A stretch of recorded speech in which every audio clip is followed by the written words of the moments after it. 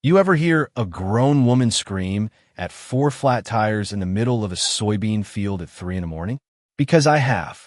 And let me tell you something. That sound carries a long way across wet Kansas dirt. The crunch woke me first. Not thunder, not rain. Tires. Heavy ones. The kind that sink deep into soaked ground and leave trenches behind like scars. I rolled over in bed and stared at the glowing red numbers on my alarm clock. 3:12 a.m. Then came a second sound. Metal rattling against my irrigation pipe near the north field. My jaw tightened before my boots even touched the floor. I already knew who it was. The cold air hit my face as I stepped onto the porch with a flashlight in one hand and my coffee thermos in the other. Rain mist drifted sideways across the property, turning the security lights into hazy white halos floating over 40 acres of mud and crops. Out near the soybean rows, headlights bounced through the dark like some drunk carnival ride. White Escalade. Lifted. Expensive. Completely out of place on farmland. Vanessa Holloway. Again. The smell of wet dirt and diesel exhaust rolled across the field as her SUV fishtailed through my crops like she owned the place. Mud sprayed across fence posts my grandfather installed back in 1971. My grandfather used to say land remembers every boot that walks across it. If that's true, my farm probably hated her by now. I stood there silently while her tires ripped another crooked path through rows that took me 3 weeks to plant. The soybeans were nearly waist high this time of year, green and healthy until somebody decided private farmland was a shortcut to a gated subdivision with fake stone entrances and matching mailboxes. Vanessa loved shortcuts, especially when they belonged to somebody else. The funny part? She wasn't even trying to hide it anymore. At first, she used to sneak through during daylight, pretending she got turned around. Then it became HOA utility inspections. Then emergency access. By month 3, she was just driving straight through my property whenever traffic backed up near Willow Creek Estates. And every time I complained, she'd smile like she was talking to a slow child. Community cooperation matters, Cole. Community cooperation. That phrase still tastes like battery acid in my mouth. Another sharp crunch echoed through the rain as her front tire clipped one of my irrigation markers. I heard plastic snap. Again. My fingers tightened around the flashlight handle. You know what the worst part is? It wasn't even the property damage. It was the disrespect. People like Vanessa see farms and think empty space. They see old trucks and work boots and assume you're too dumb to fight back. Too quiet. Too tired. Too buried under bills and dirt to know your rights. She thought because I spent my days fixing hydraulic combines and welding at busted feed gates that I'd just keep replacing fences forever. What she didn't know was before I inherited this farm, I spent 12 years installing industrial safety systems for grain elevators and construction yards. Pressure triggers, retractable barriers, liability compliance. The kind of stuff companies pay serious money for when they don't want vehicles crossing into restricted zones. I took a slow sip from my thermos while her SUV carved another muddy arc through my north field. Steam rose into the cold rain. Then my eyes drifted toward the steel toolbox sitting beside the porch steps. The lid was still open from earlier that night. Inside sat a muddy set of folded spike strips wrapped in black chain. Legal. Registered. Clearly marked under Kansas Agricultural Hazard Code. I'd spent 2 weeks reading county ordinances before I ever touched a wrench. Because quiet men like me, we don't yell first. We measure first. The Escalade suddenly accelerated toward the drainage ditch near the old windmill. Engine roaring harder now, like she was showing off for somebody inside the vehicle. Then came the sound I'd been waiting for. Thunk. A loud metallic snap buried under the rain. Half a second later, the entire field exploded with rubber screeching against wet soil. One tire, then another. Then another. The SUV lurched sideways into the mud with a sound like a steel dumpster falling off a truck. Silence followed for exactly 2 seconds before Vanessa Holloway started screaming loud enough to wake every cow within 3 counties. Vanessa's screams echoed across the rain-soaked field while steam hissed from the ruined tires of her Escalade. Red brake lights glowed through the mist like warning beacons scattered across my soybeans. I did not move. I just stood there on my porch with cold coffee in my hand and rain dripping off the brim of my old John Deere cap. Because the truth is, none of this started that night. This war started 8 months earlier when Willow Creek Estates finished construction on the subdivision east of my property line. Before that, mornings out here sounded different. Wind through corn stalks, cattle chains rattling against fence posts, the slow groan of my irrigation pivots waking up before sunrise. Peaceful sounds, honest sounds.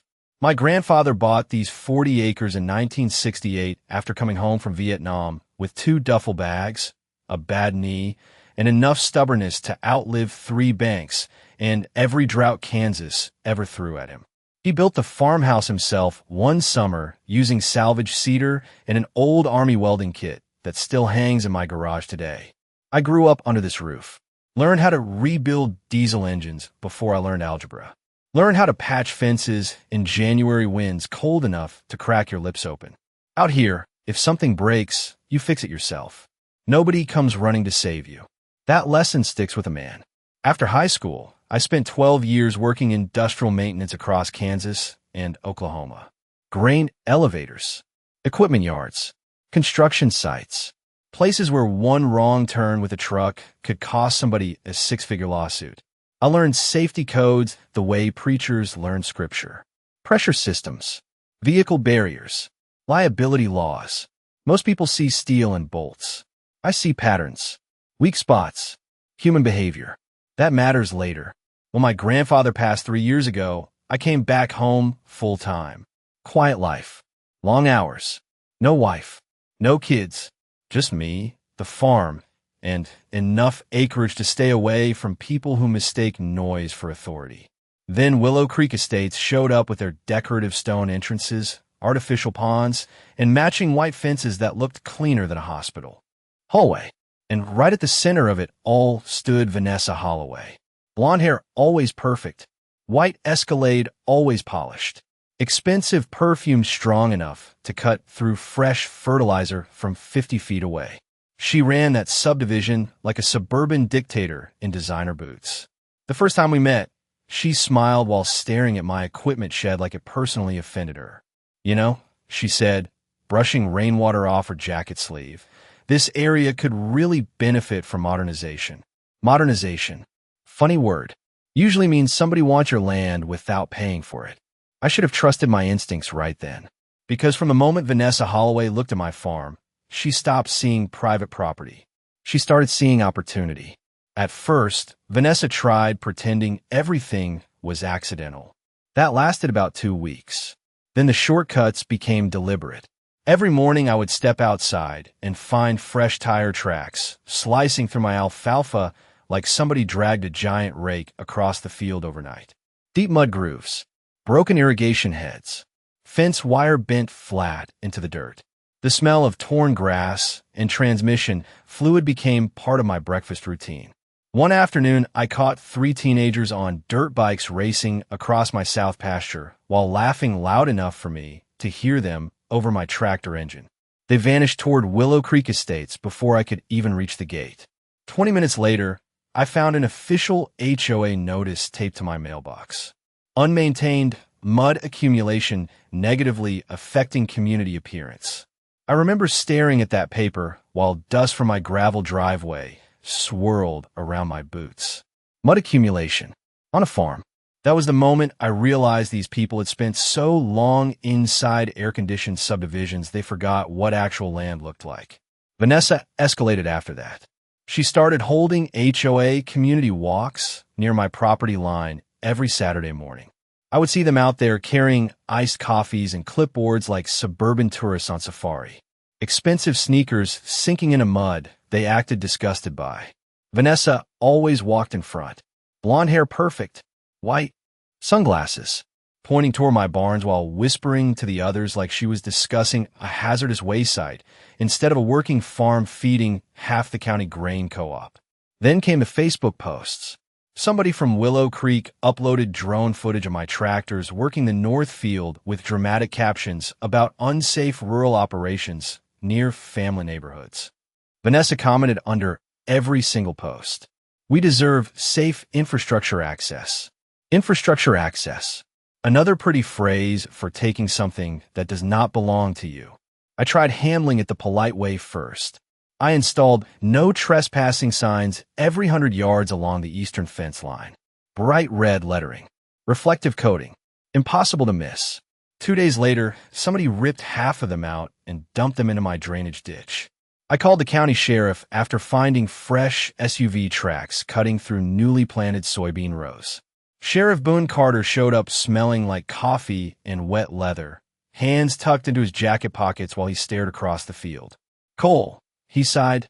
"Technically, it is trespassing. Problem is nobody actually saw who was driving." I just pointed toward the massive Escalade tracks pressed into the mud like dinosaur footprints. Boone rubbed the back of his neck and avoided eye contact.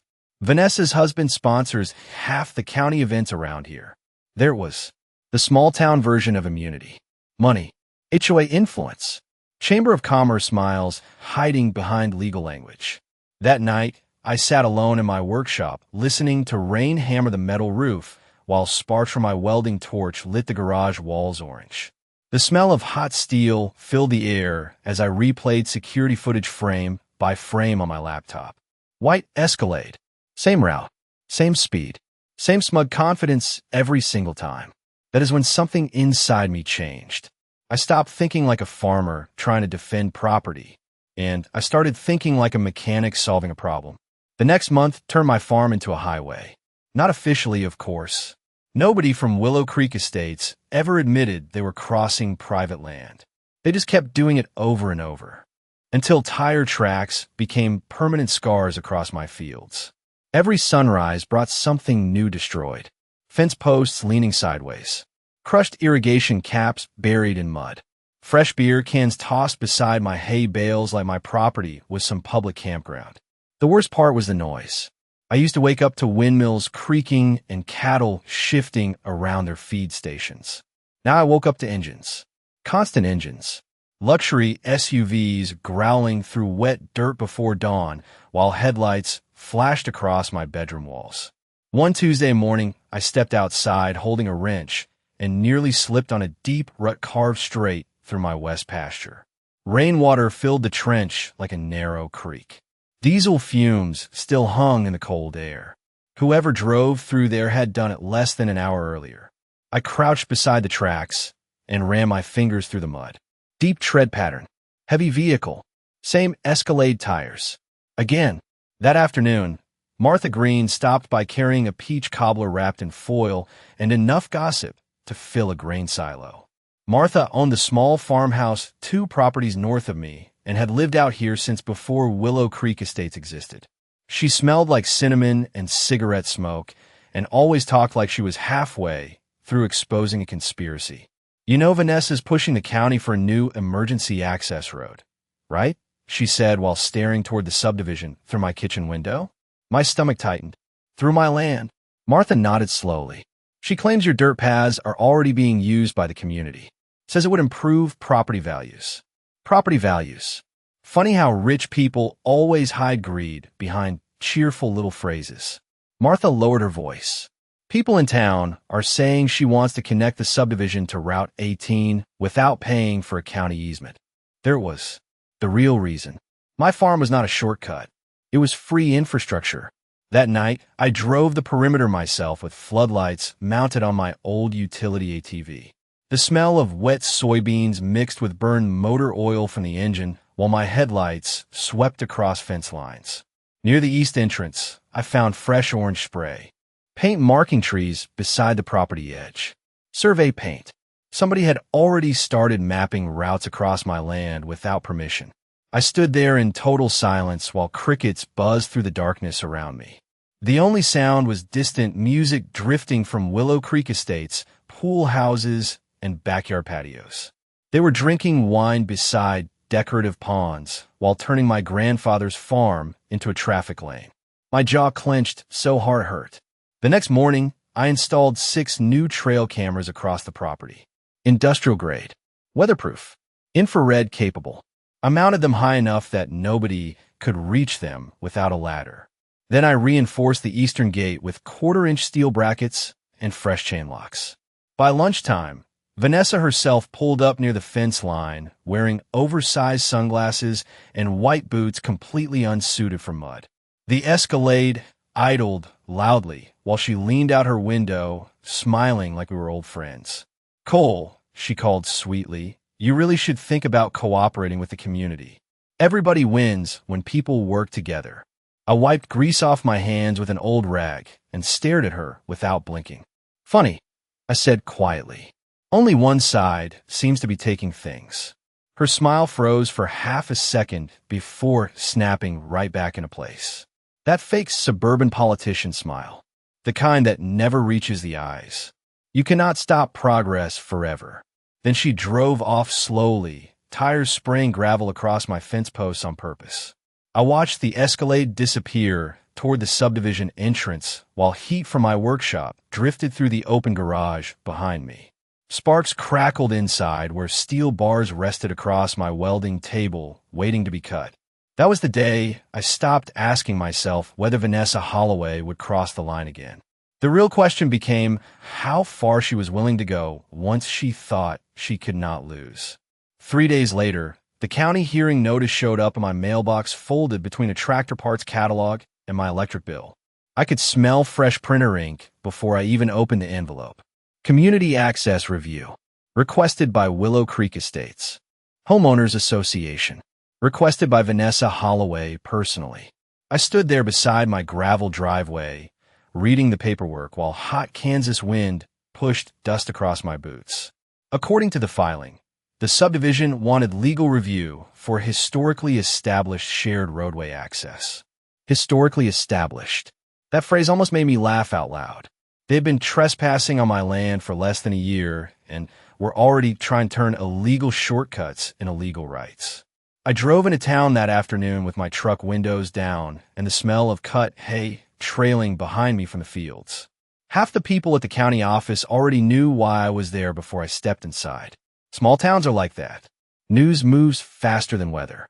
The hearing room smelled like old coffee and cheap carpet cleaner. Vanessa sat near the front in a cream-colored blazer, holding a thick binder against her chest like she was preparing for a courtroom drama instead of arguing over somebody else's farm. Her attorney wore suspenders and the kind of smile that belongs on used car billboards. I stayed quiet and took a seat in the back. That bothered Vanessa more than arguing ever did. People like her feed off reactions. Silence makes them nervous. One by one, they started presenting photos of tire paths crossing my fields. Drone footage, community maps, statements from HOA residents claiming they had used the access route for months without issue. Without issue.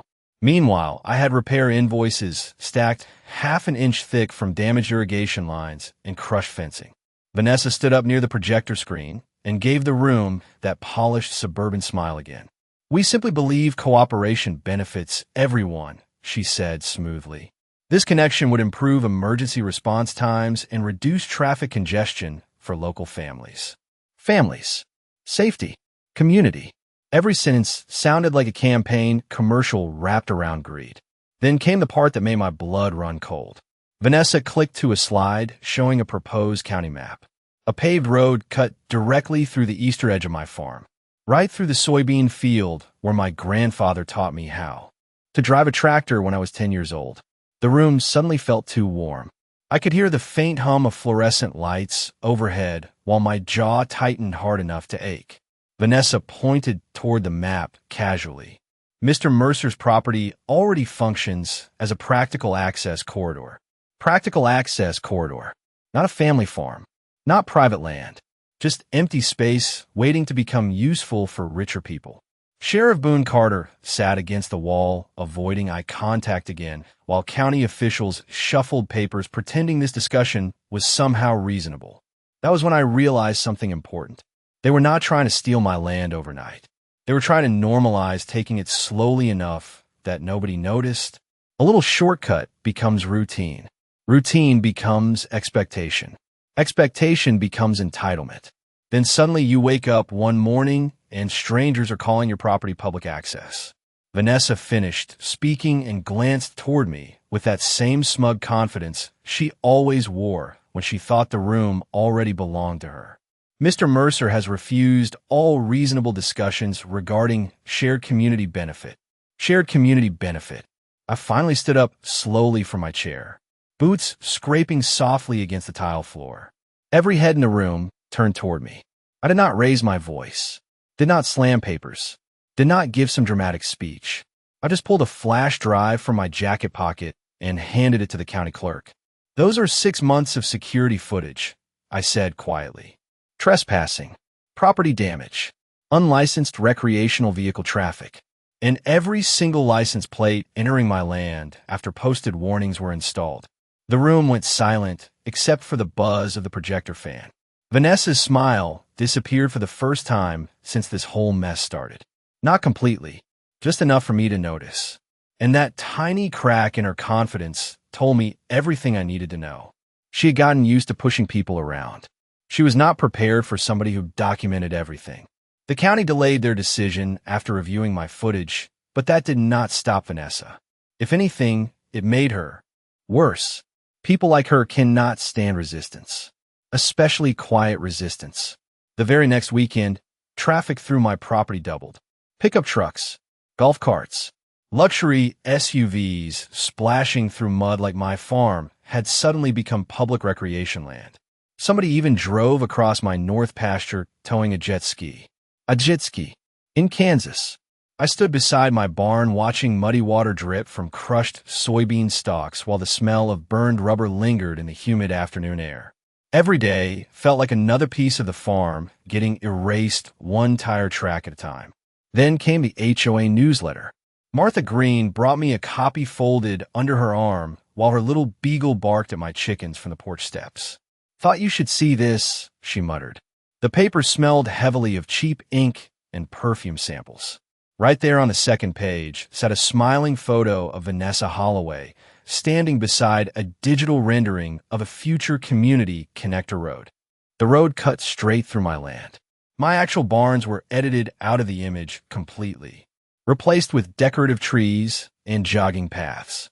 Underneath the picture was a caption that read, "Improving access and increasing property values for modern families." I stared at that fake picture for a long time. My grandfather's workshop erased with a computer mouse. 40 years of work replaced by landscaping graphics and fake sidewalks. That was the moment I stopped viewing this as a disagreement. Vanessa was trying to rewrite reality itself. That night, I locked myself inside the workshop and started planning properly. Rain hammered the metal roof while welding sparks bounced across the concrete floor around my boots. The smell of hot steel, grease, and ozone filled the garage thick enough to taste. Most people think anger is loud. Real anger is quiet, focused, precise. I spread county code books across my workbench beside old engineering manuals from my industrial maintenance days. Agricultural liability laws, vehicle hazard statutes, property defense regulations. Kansas law allowed protective barriers on private agricultural land as long as they were properly marked, visible under standard lighting, and placed within property boundaries. I read every page twice, then a third time. People like Vanessa always assume blue-collar men do not understand paperwork. That assumption ruins them eventually. Over the next week, I transformed the east side of my farm inch by inch. First came the warning signs. Bright reflective lettering mounted every 50 yards. Private agricultural access. Authorized vehicles only. Then came reinforced floodlights wired directly into motion sensors near the drainage path where the Escalade usually crossed. Cameras went up higher this time, hidden better, backed up remotely through cloud storage. If Vanessa sneezed near my property line, I wanted a timestamp for it. Meanwhile, the workshop became something different entirely. Steel clanged against steel deep into the night, while sparks flashed under the garage doors like distant lightning. I cut retractable strips from industrial-grade plate steel originally designed for heavy equipment safety yards. Foldable, ground-mounted, pressure-resistant, ugly little things with enough grip to stop unauthorized traffic without causing serious harm. Completely legal under agricultural hazard code when paired with warning signage. That detail mattered. Everything had to be clean, defensible, professional, because this was never about revenge. It was about consequences. One evening, Sheriff Boone Carter stopped by after sunset while I tightened bolts near the eastern ditch. His patrol truck headlights swept across the muddy field while cicadas buzzed through the humid air. Boone stepped out slowly, hands resting on his belt. "Word around town says you're setting traps now," he said carefully. I wiped dirt off my gloves and pointed toward the warning signs glowing under the floodlights. "Private agricultural safety barriers," I corrected. Boone stared toward the workshop where metal tools still echoed faintly inside. "Vanessa is not going to back off, Cole." I looked out across the tire-scarred mud cutting through my crops like open wounds. "Neither am I." Boone sighed quietly. "Just make sure everything stays legal." I gave him a tired smile. "That is the difference between me and her, Sheriff. I actually read the rules." The storm rolled in just after midnight. Thick Kansas clouds swallowed the moon until the whole farm looked drowned in black ink. Wind pushed hard against the old farmhouse windows while rain hammered the tin roof in uneven bursts that rattled clear through the walls. I sat alone in the workshop, drinking burnt coffee from a chipped thermos and watching camera feeds glow across 3 old monitors bolted above my workbench. Floodlights painted the eastern field pale white every time the motion sensors triggered against the rain. Most people think traps are about violence. They are not. Real traps are about predictability, about understanding exactly what somebody will do because their ego never lets them choose differently. Vanessa Holloway could have stopped at any point. The signs were impossible to miss now. Bright, reflective warnings lined the property edge every 50 yards. Private agricultural access. Vehicle hazard area. Authorized entry only. Even the county inspector signed off on the placements 2 days earlier after reviewing my safety filings. I made sure of that personally. But people like Vanessa never believe rules apply to them, especially rules written by somebody wearing muddy boots instead of a blazer. Around 2:47 a.m., the first motion alert flashed across the monitors. East entrance camera. Headlights cutting through rain. White Escalade. Right on schedule. I leaned back slowly in my chair while thunder rolled across the fields like distant artillery. The smell of welding steel still lingered in the workshop, air mixed with grease and rainwater dripping off my jacket hanging beside the door. Vanessa's SUV paused briefly near the first warning sign, brake lights glowing red through the storm. For half a second, I almost thought she might finally turn around. Then the engine revved harder. Mud sprayed behind the tires as the Escalade pushed straight through the eastern access path toward my soybean rows. I just shook my head slowly. Some people are so addicted to winning they cannot recognize the moment they already lost. The hidden floodlights snapped on all at once, flooding the field with harsh white light bright, enough to turn rain into silver needles. The cameras captured everything perfectly. The Escalade accelerating, tires cutting deep through soaked mud, water splashing against my irrigation trenches. Then came the sound. Thunk. Heavy metal snapping upward beneath the front axle. A split second later, the first tire blew out with a sharp hiss that echoed across the field. Vanessa jerked the wheel instinctively, which only made things worse. The rear tires hit next. Another loud pop. Then another. The SUV lurched sideways violently before sinking axle deep into the muddy drainage ditch beside the soybeans. Steam rose from the hood while windshield wipers flailed uselessly against the downpour. Silence lasted maybe 2 seconds before Vanessa started screaming inside the vehicle. Not hurt, furious. The kind of rage that comes from somebody experiencing consequences for the first time in their life. I grabbed my rain jacket and stepped out into the storm while floodlights buzzed overhead. Wet mud sucked against my boots as I crossed the field toward the stranded Escalade. Rain soaked through my sleeves immediately. Vanessa shoved the driver door open hard enough to nearly lose it against the wind. Her expensive white boots sank ankle-deep into the ditch mud the second she stepped out. "Are you out of your mind?" she shrieked over the storm. "You destroyed my vehicle." I stopped about 10 feet away beside the nearest warning sign, glowing bright under the floodlights. Water dripped steadily from the brim of my cap, while thunder cracked overhead again. "No," I said calmly. "Your vehicle ignored posted agricultural hazard warnings and entered restricted private property." Vanessa looked around wildly at the signs, the cameras, the floodlights reflecting off rain-soaked steel markers half buried near the ditch. Her face changed right there in front of me. You could actually watch the realization hit her. Every single inch of this had been documented. Legal notices, safety filings, video footage, warning signs. She was standing in the middle of her own mistake. Her phone appeared in her hand almost instantly. "I'm calling the sheriff." I nodded once. "Already did." "Right on." Cue. Distant headlights appeared beyond the eastern gate, bouncing slowly through the rain toward us. Sheriff Boone Carter stepped out of his patrol truck, pulling his rain jacket tighter against the storm, while red and blue lights reflected across the flooded soybean rows behind him. The entire field glowed like some strange crime scene, painted in mud and lightning.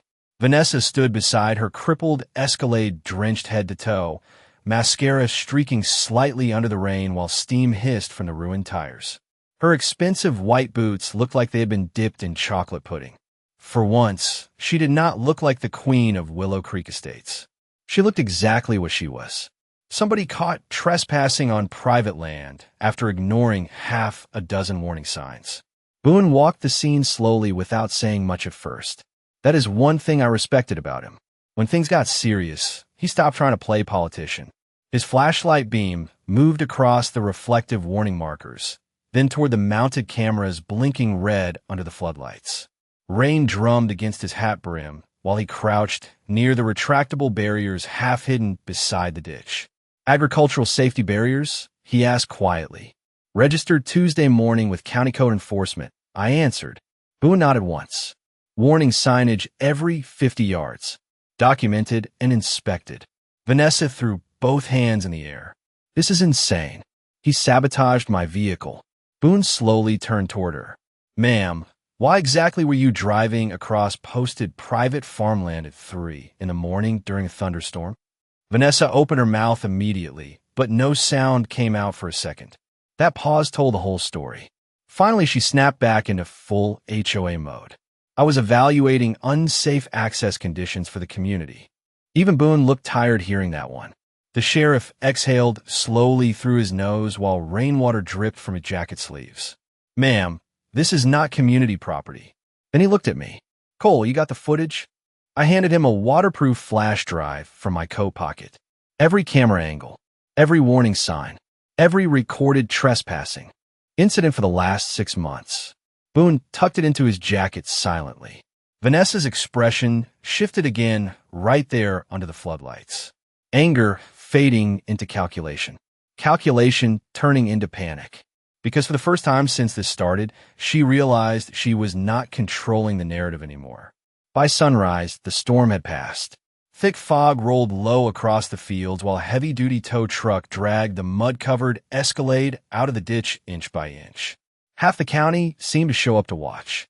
Pickup trucks lined the gravel road near my property entrance while people stood around holding gas station coffee cups and pretending they were not enjoying every second of it. Martha Green nearly fell over laughing when the tow cable snapped mud across Vanessa's designer coat.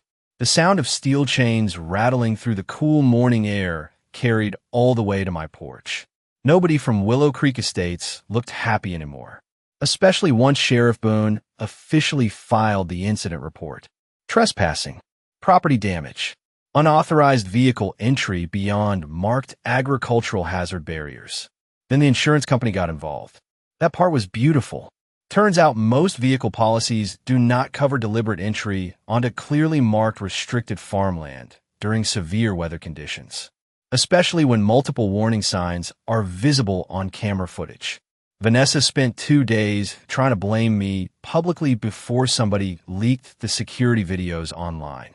Every angle, every sign, every previous shortcut attempt. Somebody edited together 6 months of footage showing HOA residents cutting through my crops while ignoring fences and barriers. The video spread through town faster than wildfire in dry grass. By the weekend, county officials reopened the access hearing entirely. This time the mood inside the courthouse felt different. No palish smiles. No fake language about community cooperation. Just stacks of evidence spread across long tables beneath fluorescent lights humming overhead. Photos of crop damage. Repair invoices. Survey paint on my trees. Footage of unauthorized traffic. Then came the final nail. The county zoning office revealed Vanessa had already submitted preliminary development sketches for a future paved connector road across my property weeks before the hearing even started. She had planned the whole thing before ever speaking to me. The room went dead quiet after that. Even her own attorney looked uncomfortable. Vanessa sat stiff in her chair, staring at the table, while the projector displayed aerial photos of tire tracks cutting through my grandfather's fields like open scars. Nobody defended her anymore. Not even the HOA board members sitting behind her. People will tolerate arrogance for a while. What they cannot tolerate is getting caught. 2 weeks later, the east side of my farm looked different. Cleaner, quieter, peaceful again. Fresh gravel lined the repaired access road near the equipment barn, and new fencing stretched across the property line where tire tracks used to carve through the fields. The smell of cut cedar posts mixed with warm soil under the Kansas sun while wind rolled softly across the soybeans like green waves. For the first time in months, mornings sounded normal again. No engines before sunrise. No SUVs grinding through mud. Just cattle chains clinking softly in the distance and irrigation pivots turning slow against the horizon. Funny how silence feels louder after chaos finally leaves. Vanessa Holloway resigned from the HOA board 3 days after the county hearing ended. Officially, the statement mentioned personal reasons. Small towns know how to translate that phrase. The real story spread anyway. Videos of the Escalade sinking into my drainage ditch ended up everywhere online. Somebody even added dramatic country music behind the footage while the warning signs flashed under the floodlights. Last I heard, the HOA board hired a legal consultant to review every land use policy they passed over the previous 2 years. Turns out people get nervous once lawyers start using phrases like liability exposure and documented misconduct. The proposed connector road disappeared completely after the investigation reopened. County officials quietly denied the application and issued formal notices warning Willow Creek Estates against unauthorized access through agricultural land. Funny how fast community cooperation disappears once paperwork gets involved.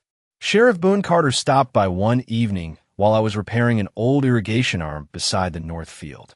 The sunset painted everything gold across the property, while cicadas buzzed through the heat thick enough to smell dust in the air. Boone leaned against the fence for a minute watching the soybeans sway. "You know," he said slowly, "most people around here thought you were going to explode eventually." I tightened a bolt with my wrench and shrugged. Getting angry is easy. Boone nodded toward the new steel gate standing at the eastern property entrance. Heavy-duty hinges. Reinforced posts sunk 6 feet into concrete. A reflective sign mounted across the center read "Private Farm Access." No HOA entry. "That gate cost a fortune," he muttered. "Worth every penny." I answered. The sheriff laughed quietly under his breath before climbing back into the patrol truck. After he left, I stood there alone listening to gravel crunch beneath his tires as the truck disappeared down the county road. Then everything went quiet again. Real quiet. The kind my grandfather used to love. A few days later, Martha Green brought over peach cobbler again and nearly spilled the whole pan laughing while telling me Vanessa had listed her house for sale. Apparently Willow Creek Estates no longer felt aligned with her future goals. Martha delivered that sentence with enough sarcasm to poison weeds at 50 yards. I just smiled and kept fixing fence wire while warm wind rolled across the pasture. Because honestly, by then, I was already over it. That is the thing people misunderstand about men like me. We do not fight because we enjoy conflict. We fight because eventually somebody mistakes patience for weakness. Vanessa Holloway thought quiet meant powerless. She thought muddy boots meant ignorance. She thought private land was just empty space waiting for richer people to claim it. But land remembers. My grandfather was right about that.